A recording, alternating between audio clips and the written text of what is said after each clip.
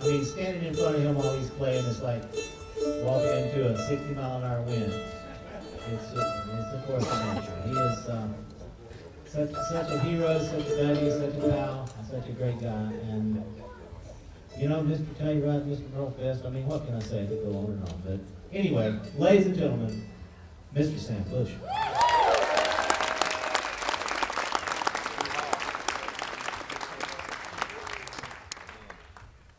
Thank you, Tony.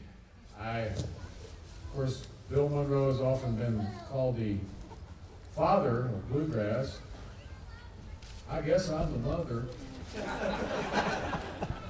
Oh, yeah? Well, every time Monroe saw me walk by, he'd go, "There goes the mother."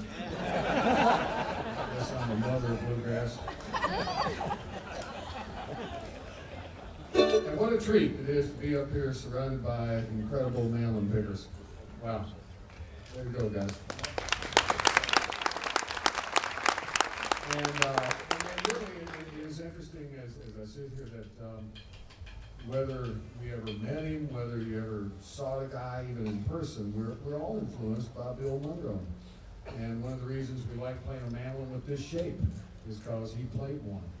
And it's like he's the heaviest guy. So and it's not, a lot of people just think of Monroe as doing the Fast and Furious things, but even before he got into all the Fast and Furious things, he'd do the things with his band called the Stomp.